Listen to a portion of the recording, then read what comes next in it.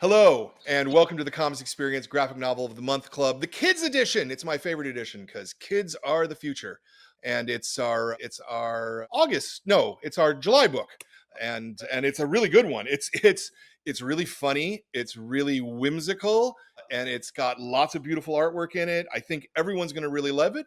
The book is Into the Bewilderness, and we are very happy to be joined here by author Gus Gordon. Hello, sir. Hello. Thank How are you. you? Thank you very much for having me. Oh, my absolute pleasure. Thank you for this book. I really loved it. I thought this was absolutely fantastic. That's It's great. got No, I'm happy. yeah, it's got Yeah, that's that right great. balance of like cartoony whimsy Mhm. and just a great story. And I just really liked it. I liked everything about it, I have to say. Oh, wow. Thank you so much. That means a lot. Yeah, obviously you never know when you put these things out there how they're going to land, and often it's different things for different people. But yeah, it seems to be gaining some traction here in Australia and the US as well, which is lovely. Yeah. Yeah, nice. I love that. I love that. So I always ask the same first question of all the guests because I think it gets to kind of what we're trying to do here with these interviews for the Graphic Novel Club. And the question is essentially this: why comics?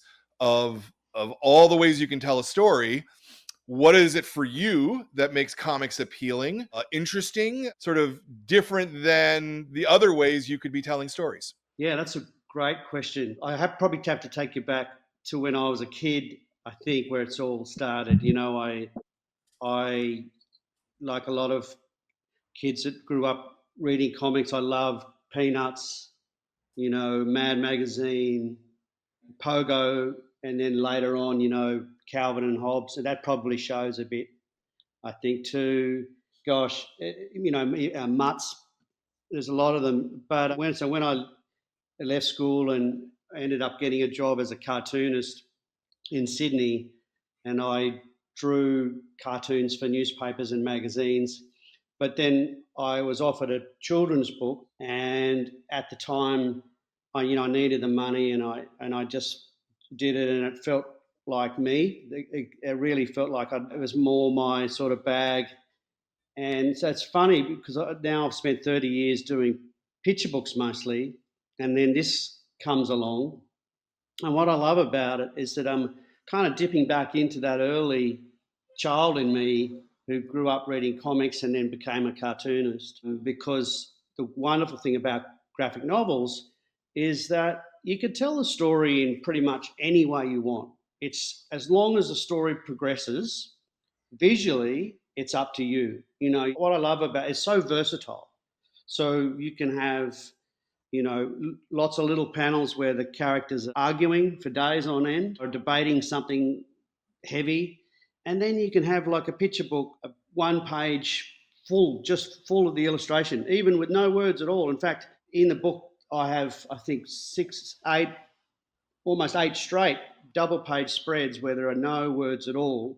And the reader gets time to breathe and take in their environment, the landscape that is the wilderness.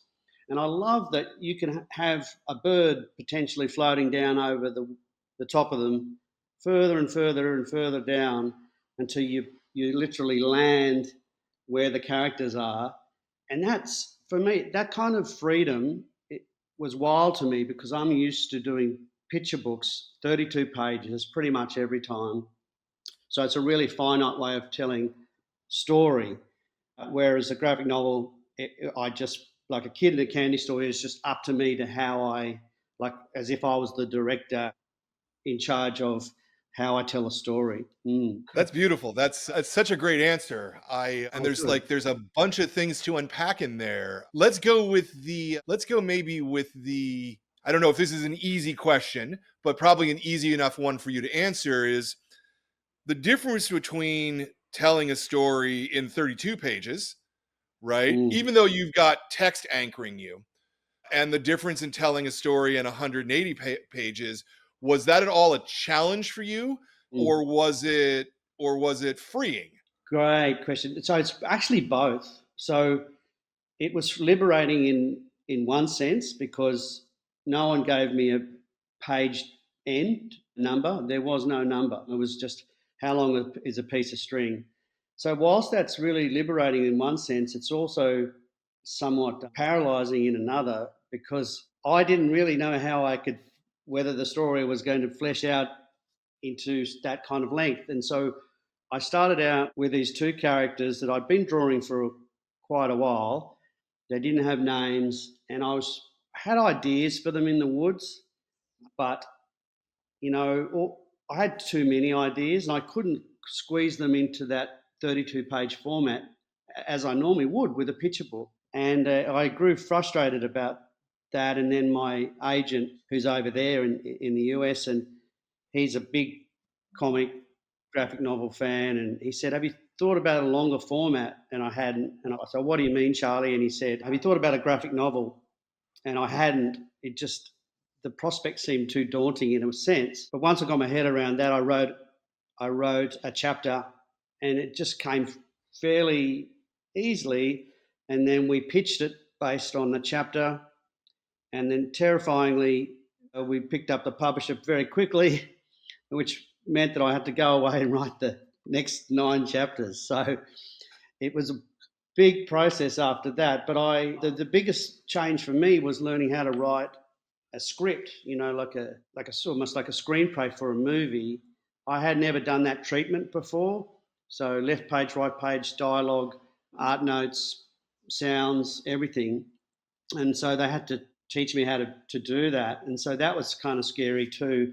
But also, again, liberating in the sense that I was doing something new and exciting. Yeah. Most of the illustrated books that you've done, were most of them with another author? Yeah, so yes, I started out illustrating chapter books and then picture books for other people. And oh man, I must have maybe 70 books over the years. And then I thought I really wasn't doing the kind of stories that I wanted to do. And I was getting pigeonholed into certain types of stories as that kind of illustrator. And so I just went away and started writing them. And then they just started getting published. And then I started focusing on my books. And I haven't really looked back. I mainly just do pretty much my books now. And every now and then the manuscript will come my way where I'll illustrate if it appeals to me for someone else. Very nice. Very nice. I couldn't quite tell. I looked on your website, but a lot of the books had co-authors on them, and I wasn't sure what order they were in, if they were in chronological or not. So it's all good though. Yeah, there's a list there. I Yeah. think it's in chronological order. Okay. So it's only been in the last 10, 15 years that my books came along where I do both the writing and the illustrating. Very nice. The difference between writing a sort of a picture book Mm. versus writing a comic, is it just that your canvas can now be bigger, or is there a difference for you in telling a story through sort of, narration, right, versus character dialogue? Yes. So in a picture book, of course, it really is refined storytelling. So there's not a lot of room for dialogue. You can't be too verbose, Yeah. and there's normally just 2 main characters. You don't want too many more than that, otherwise it's confusing for the young readers. So the the difference is that you can flesh out ideas at length and see where they go on the graphic novel format. And as I said, when you don't have to keep on paring everything back and looking for nuanced ways to progress the story in just, say, 1 line or 2 lines. You can actually really lean into the characters' personalities and really make them well-defined, round characters, as opposed to the limits that you have in a picture book, which Absolutely. is, I found that really exciting, especially when you have a character like Louis the bear, who is verbose. He talks, much to Pablo's annoyance, at length all the time about his feelings and thoughts on the universe. Yeah. Yeah, no, very much Mm. so. It's interesting, Gus, because, I've interviewed a lot of cartoonists, where I think at past 250 interviews now at this point. And most of the time we're talking about how cartooning is a narrowing process, where you're trying to find the single best image that you're just juxtaposing against the single best next image so that the reader can make Yeah. a connection. And so most cartoonists that I speak to think about it in terms of editing, editing, editing.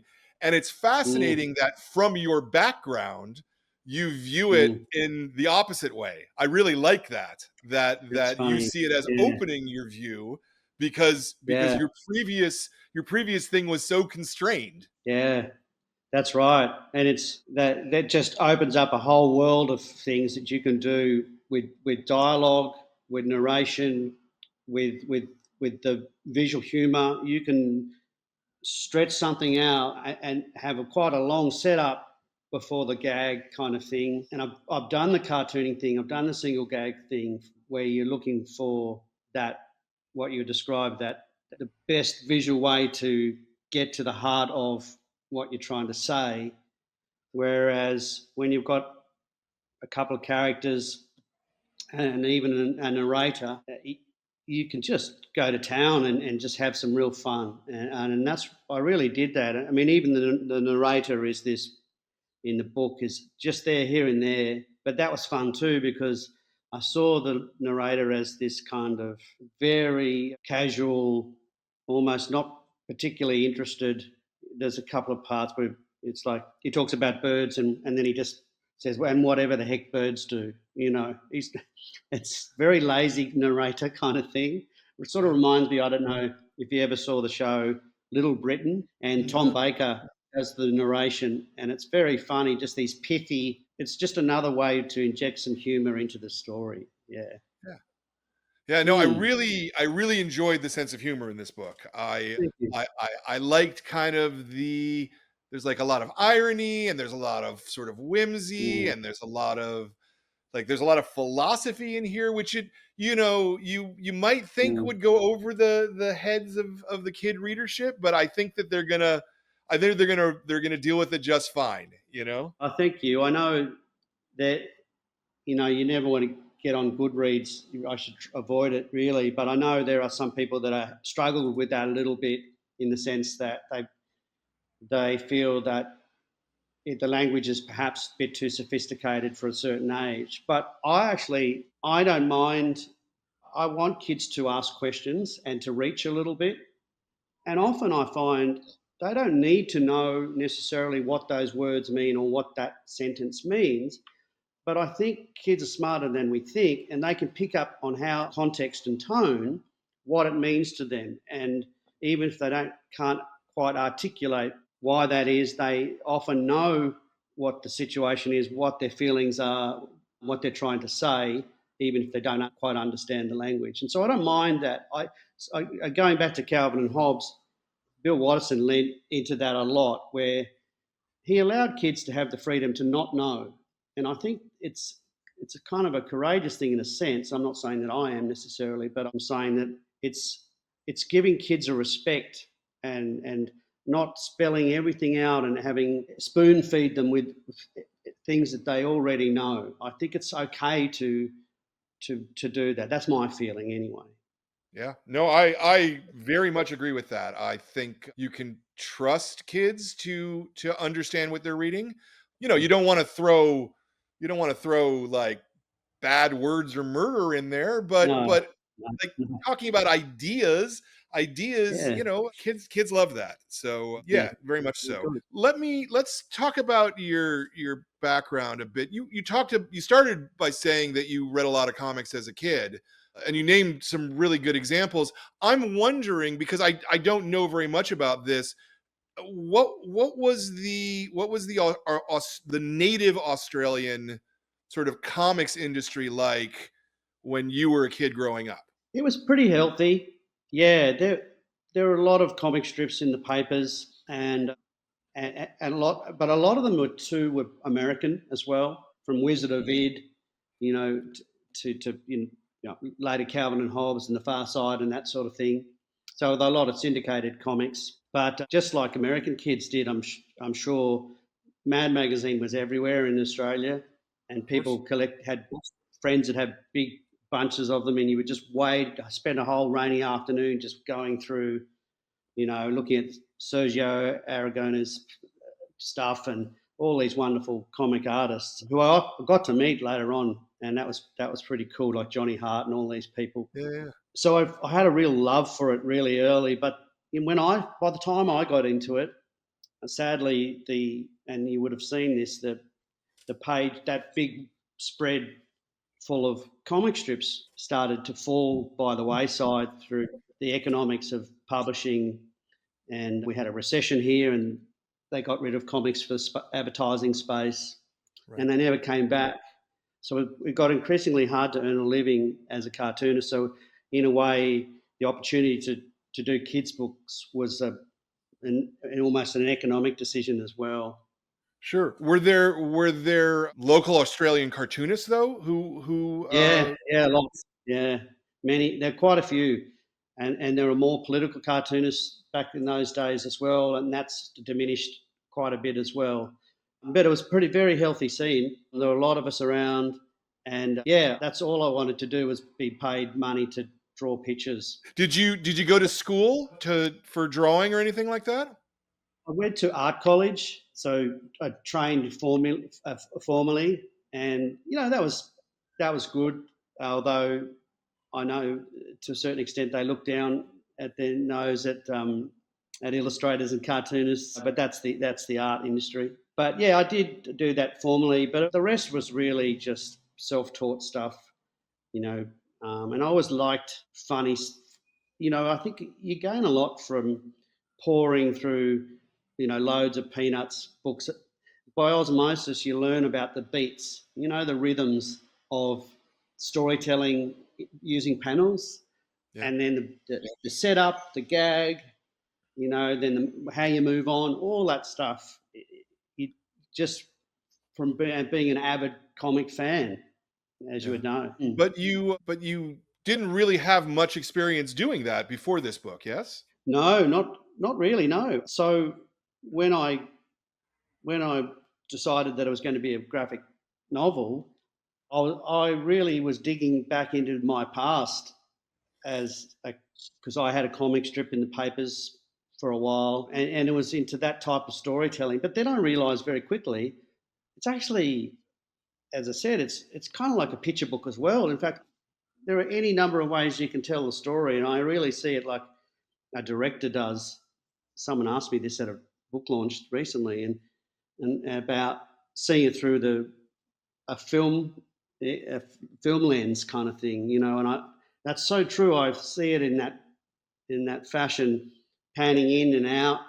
If you've got two characters sitting around a table for 5 pages, you better be able to figure out how to tell that visually in an interesting way, not just side on. That's pretty boring. It's going to get very boring to the reader after a bit. So you've got to be able to move around, bird's eye, worm's eye, pan in, pan out, all this stuff. So that that's a bit of freedom to play around there. And whereas in picture books, you just don't get that. Yeah. One of, Mm. one of one of the things that a lot of cartoonists who regularly are doing comics talk about is really making sure that the page works as a unit and then also flows easily into the next page. Were Mm. you particularly conscious of that as you were working on this, or did it just come naturally? I not I wasn't particularly. I think it was probably a little bit naturally, I imagine. I wanted to make sure that each each page was fun to look at. Having said that, like, I thought a lot about what's going to make this just visually fun, exciting. Oh, by the way, can you hear that leaf blower or not? No, no, we're all. I can't particularly hear it on my end. Because I can close the door if you need. No, we're If you okay. need.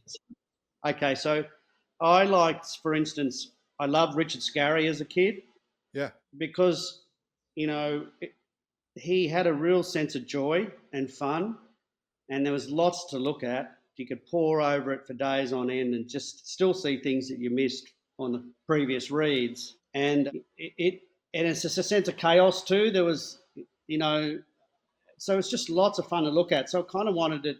mine to be like that. So I really lent into particular scenes where if there's not a lot of action in this book, but when there is action, I really lean into it. Like the scene in the city where poor old Louis' guitar. Yeah. So that, apart from being a classic Clash poster visual, I just wanted to make it just really fun to look at. Yeah, no, I agree. The nub of my question was more, so you wrote a screenplay for screenplay, but you know what I mean. You Mm, you wrote a script yeah. out for this before you started drawing. Did Once you started drawing, how did you react to your own script, I suppose, right? Like, because sometimes you Mm, find uh oh yeah. oh, there's not enough on this page. This page isn't visually interesting the way that I wrote it. If you know what I mean. Yeah. Yes. Yeah. I guess because I'm such a visual person, I would have to draw scenes out to see what they look like, and that obviously was the big reveal whether or not there was too much text, whether the story hadn't progressed long enough, or it just wasn't funny, or I couldn't make it funny visually. I'm pretty good just with text, but because I can visualize things pretty well, and I write lots of art notes, but invariably I have to draw to to see really what it's going to look like. And it's in that organic fashion you go back from drawing to the text, to drawing to the text. Yeah. Yeah. So were you doing that like a page at a time, or were you doing that like a chapter at a time? Chapter, pretty much a chapter at Okay. a time. Okay. Yeah. And are they? I mean, traditionally, cartoonists doing graphic novels call them thumbnails, right? Because in a lot of Yeah. cases, they're just little teeny tiny things, just so you can get an idea of gesture and things like that. Was that Yeah. the same for you, or did you do it in a different fashion? Actually, I'll just close the door 1 second, Brian. Sorry, it's just really noisy here. One sec. No, no problems. No problems at all. I can vamp for a minute. I heard the door Yeah. close. Okay. So I was given the option, of course, to do thumbnails, but I've never really been able to do thumbnails that I can then remember what on earth they are later on. Like I just look at those and I just see a bunch of little squiggles and blobs, and I go, "What was I thinking there?" So I do quite detailed roughs, which in a way takes longer, but I feel like it saves a whole stage of the process.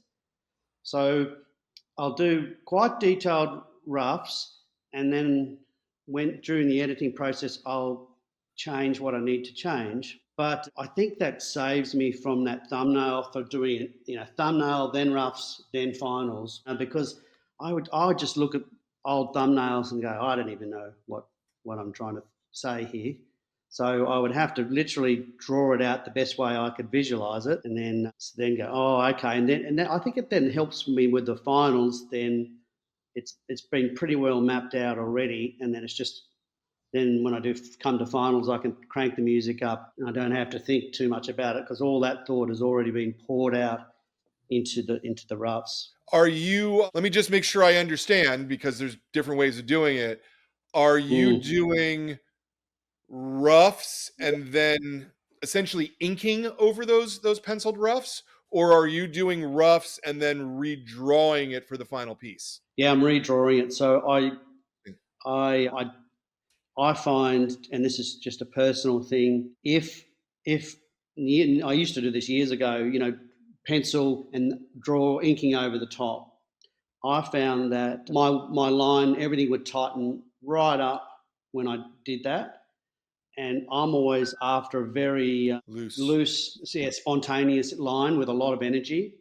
So I found the best way for me to maintain that energy is to do as less roughs as possible. And then once I have that rough, I put it on a light box and I get at my watercolor paper because I draw and paint on the and ink on the watercolor paper.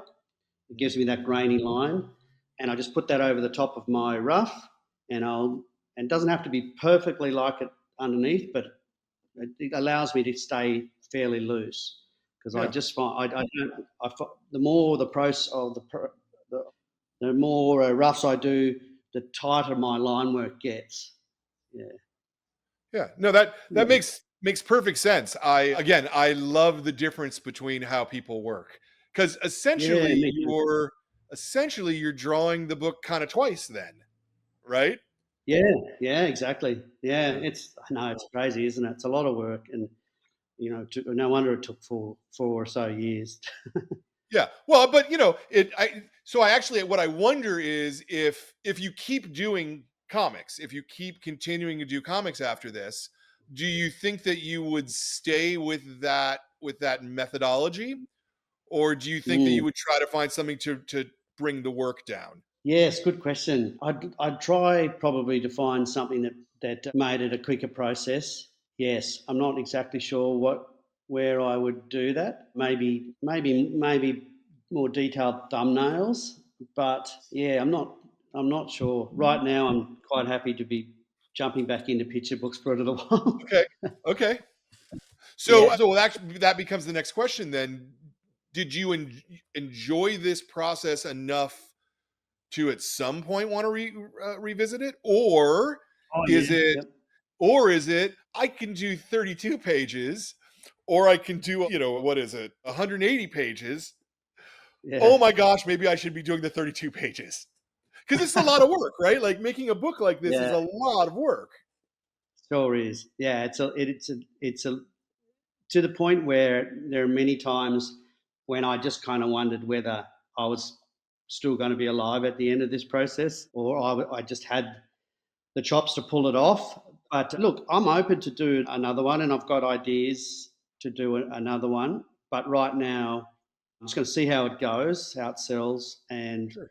I'm going to dip back into a couple of picture books and then just see see if there's a demand out there for that. I mean, there's some ideas I want to flesh out, and especially with the character Ray, the Bigfoot.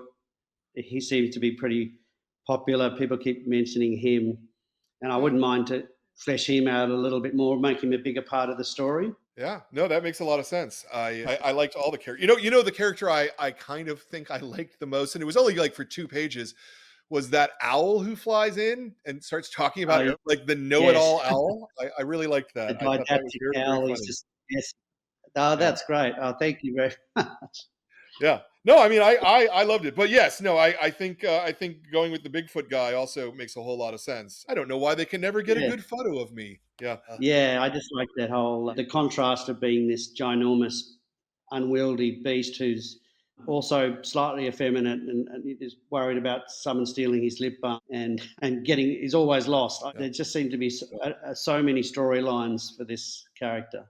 Sure, Mm. absolutely. How long did the process to make the book take you? Let's start with the scripting. How long did it take you to get a script that you felt good enough? Oh gosh, I think that was probably a solid year and a half, almost just about. Wow. By the time, yeah, I mean, initially it was quick, but the editing process back and forth was, I don't know, it's probably closer to a year, I imagine. But I had a lot of other things going on too at the time. Yeah, so and I guess I was picking it up from scratch, so I had to learn how to do that side of things as well. Yeah. And so then how about the roughs? How long was that process to rough out 180 pages? Oh gosh, again, yeah, it was well over a year to do. I think. Wow. Yeah, Okay. Okay. yeah, and again, I was had a lot going on in my life, so it took a back seat for a little bit. But the publisher was really good about it. But yeah, I really wanted to get it right, and I thought if I'm going to do this once, I need to get it right. I want a book out there that I would be happy to read as a 7 8 year old kid that I could be proud of, and I am thankfully, yeah. Yeah. Well, and that's Mm. that's why we picked it for the kids club. That's, it's getting Oh, sent good. out to kids all over the country. It's in some of the Right, San that's Francisco awesome. public schools. Yeah. I was very taken by this book, and the work that you put into it, sir, I think was worth it, because the final Uh, product is Thank really, you. really good. So take some Thank you very solace much. in that at least. That's fantastic. That makes me very happy. You know, just to dig into that a little bit more, I always loved stories where the woods had a prominent role in the book. You know, the whole unknowing of the woods, the wilderness, and that's where, obviously the word bewildering, comes from. That literally comes from wilderness. But Yeah. I I always were drawn as a kid, to books where the woods was this kind of potentially scary place, but also a place where it was home to animals and things like that. And so I'm not surprised that I've written a story where the woods were almost like a character of themselves. Yeah. Mm. Yeah, no, that Mm. makes a lot of sense. All right, and so then the last part is the final art. Was that Mm. also it took you a year or more to do that? Yeah, really did. Yeah, and I work pretty large too, so I could show you, but Please do. Yeah, it's I'd love to see. Yeah, by all means. Always love to see what the art looks like. It's very cool. okay. So yeah, I work on this Okay. like watercolor, and I just because of all the detail, especially in the city scenes. So yeah, you can Wow. see Yeah. how big. Yeah. Obviously the text for the signage and everything is on another layer, and the speech bubbles are all on another layer too. These scenes took quite a Beautiful. while. Yeah. Yeah, lots of all the animals and the buildings. I wanted to get that right, and the city is based on post-war Detroit, really. Cool. With it, Very nice. yeah. Thank you. The advertising and so on, and I had a lot of fun with all the various animals. And this, oh, you might have on the hardback edition underneath the case cover illustration. Yeah. Yeah, Pretty. so That's really nice. thank you. Yeah, That's there's a very lot going on. wow, there sure is. Wow. Yeah, And lots of that is little birds. substantial. Ben, put us back on it too, will you, so we can see me? Yeah, That's substantially smaller than the book printed. That's yeah, I know. like It's this like, much of a oh, difference, something like that. I don't know. Yeah, there yeah, you go. Yeah, yeah. more So than yeah, twice up. So yeah, yeah. I don't know. I mean, you would know more than I than what size everyone works to, but when they first arrived to the city here on the bus, and you can see what yeah, I've inked with a brush and drawn yep, with pencil. But yeah, so I just did that because I felt if I drew much smaller, then again I would get tighter. yeah, So whereas I can get with it's larger, I can get that elbow moving around a bit. yep. No, that makes a lot of sense. Yeah, that's Yeah, fantastic. I it's thank you for fun. showing those. That's The lettering is a font from your yeah, handwriting. it is. So Good. It I probably spent maybe a week getting that right, and I did like four different versions of each letter and symbol just to mix it up a little bit, and then the publisher at HarperCollins, they just made it into a font, and it's actually now called Bewilderness, and that nice. really yeah expedited the process a lot, yeah, as you can imagine. Mm. Yeah, Yeah. absolutely. No, it's very pretty too. Oh, thank you very Uh, much. I love handwriting. how about the various onomatopoeia? Like, like when he's sniffing his pit and it says sniff, sniff, sniff. Is that hand Yeah. word or is that lettering layer? Yeah, no, that's it's on another layer, lettering, hand lettered. Yeah. So Yeah, even sort of the instant the boings and the buff is on a lettering layer. yeah, Okay. yes, and speech bubbles and everything's obviously for purposes, and they can move Hmm. them around. And yes, yeah, on another layer, and that in itself took doing the speech bubbles, and I did that as I went on for each page. I'd do the drawing and the speech bubble page at the same time, Lightbox, draw it up, and that was all done. I mean, that in itself extra time in getting this, Sure. all that stuff. Yeah. Always tricky to figure out, especially the full times. Yeah, yeah, true. Mm. And then you have a someone else colored the book for you, yes? It was an interesting process because I have always coloured my work, and we decided very early on that day to again process. to have someone cut. Otherwise, it'd be another couple of years for me to bring it out. But so I got to choose what I was after, and I wanted someone that had a bit more of a washy watercolor style. Yeah. I didn't really want blocky, solid colors that were flat. I wanted more, because of my loose line, I sort of envisaged more of a watercolor type style.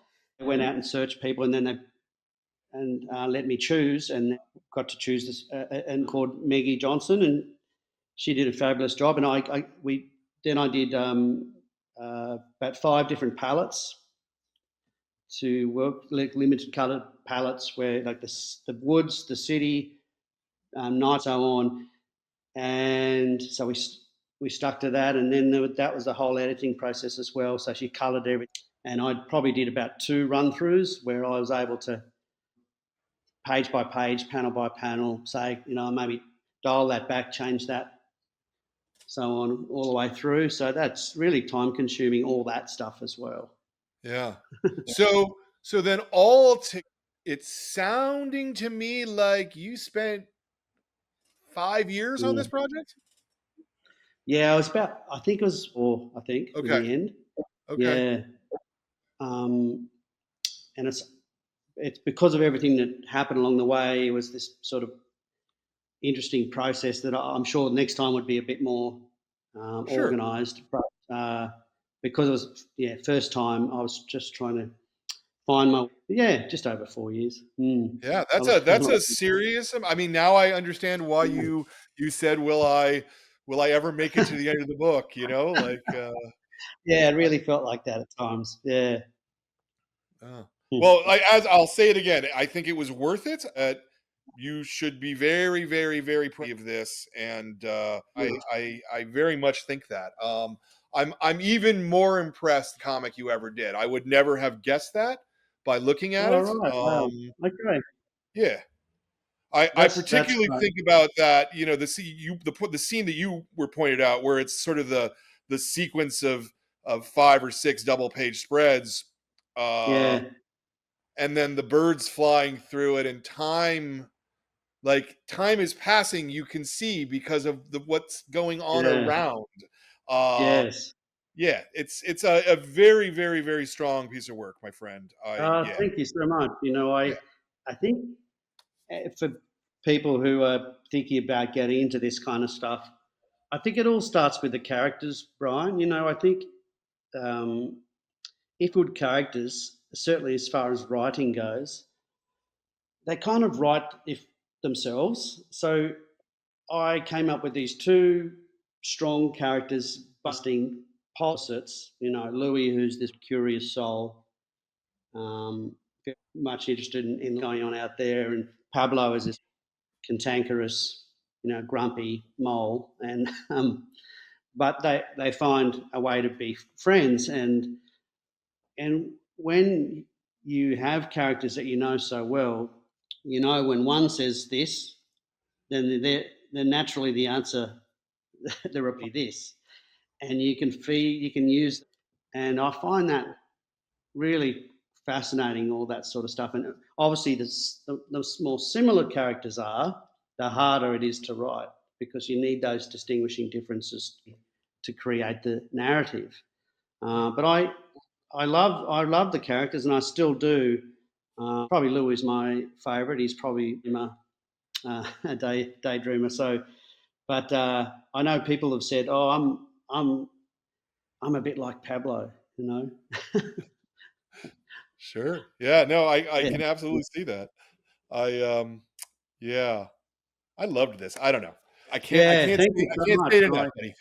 Um, Uh, uh, well, very good. So you don't have another comic coming out. Are you? I guess so. Let me just sort of wrap up the previous thing.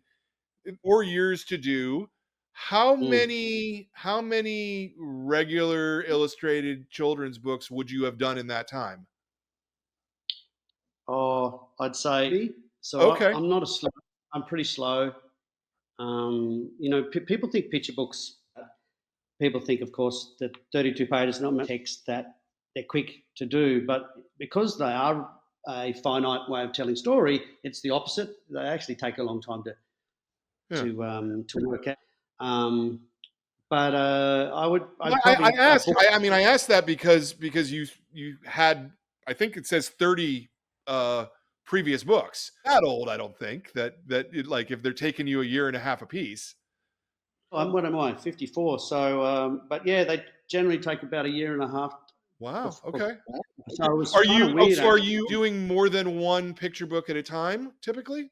Not normally. I mean, sometimes just it'll be just finishing off one. Hmm. But I'm one of those people who have to focus purely, jump in, hands on one set of characters. Yeah, that's the way I work anyway. Interesting. No, very good. Very good.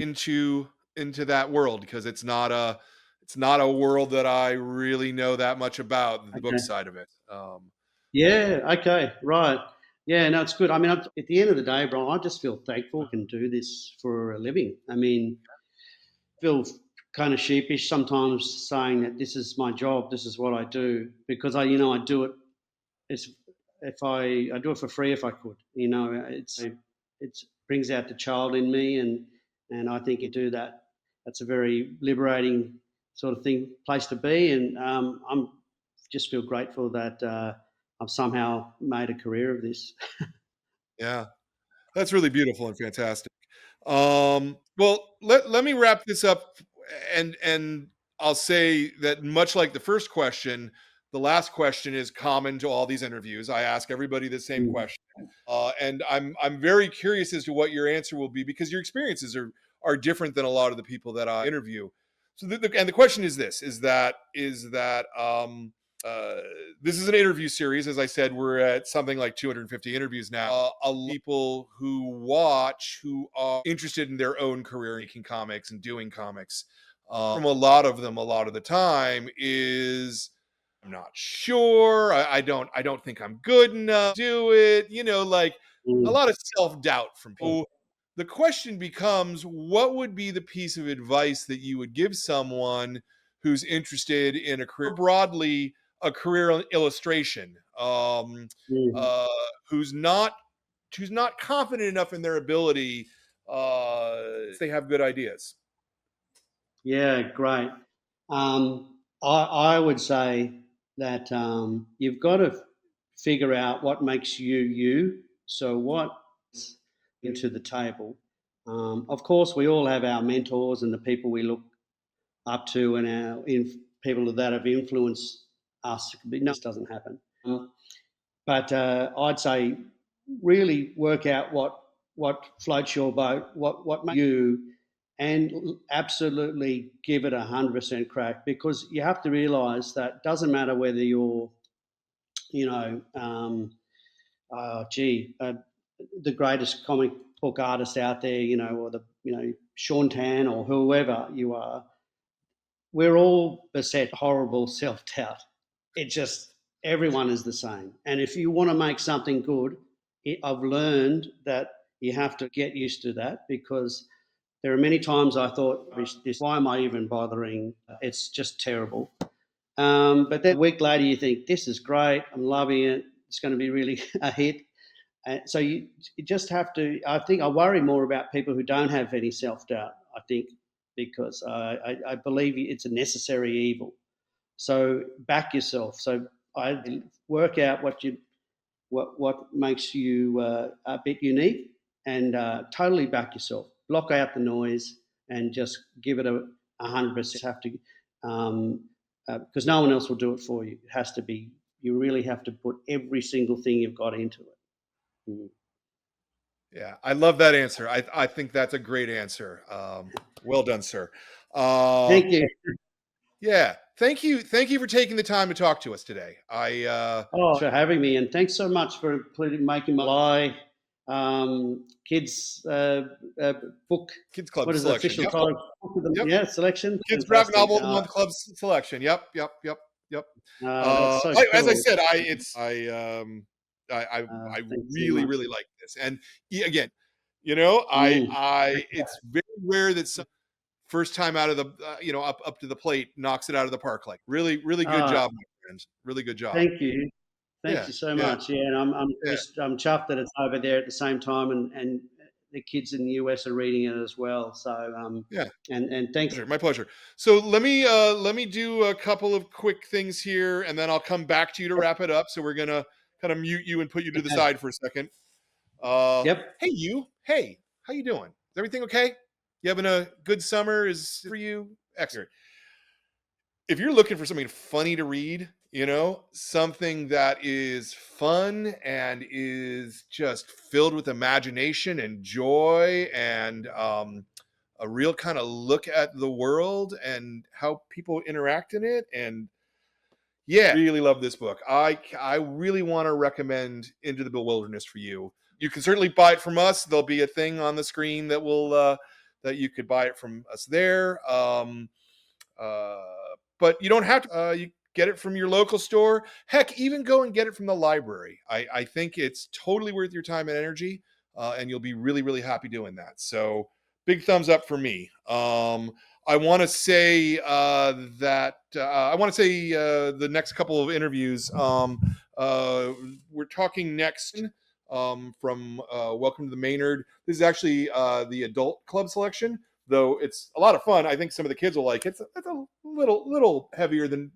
what you got maybe, but very good book. And then the next month's book will be and I don't have a copy of it with me. I'm good. But it's Adorable Creature by Laura Terry, and it's kind of well, these really cute little cartoon characters who get involved with a very kind of dour goth girl. It's very, very funny.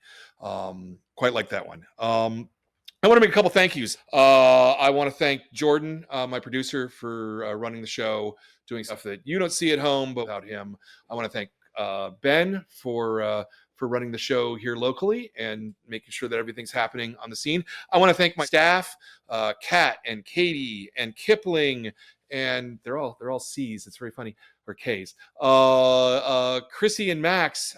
That's Max, isn't a cuss sound, for being a great staff and allowing me to sit and talk to cartoonists and be able to do that. Without them, I wouldn't have this great story that I exist in. So I want to thank all of you at home who are watching this. I especially want to thank everyone who's a member of the club. If you join the club, you get a great book from a great cartoonist every single month. We do these great interviews, and it's all thanks to you being able, to allow us to do this. And more than anything else, I want to thank cartoonists, much like Gus right here, because if it wasn't for you, my friend, I would be sitting in here in a store full of blank. That would not be nearly as fun as sitting in here in a store full of wonderful dreams and visions like this. So thank you so much for your time today, Gus. Thank you. Thanks very much for having me. I really enjoyed it. I like getting asked these nitty questions. It makes me think because often you don't. Once it's out there, and I have no. I don't real what it's about until and ask questions, and then I find that really fascinating what people see in it. Thank Oh, you. it's my pleasure. It's one of the reasons why we do it. I love hearing the answers and the origin stories just as much. So it works. It works out. Okay. Fantastic. Thank you again for your time, Gus. And I guess I'm just going to say goodbye to everybody. Goodbye. Thank you.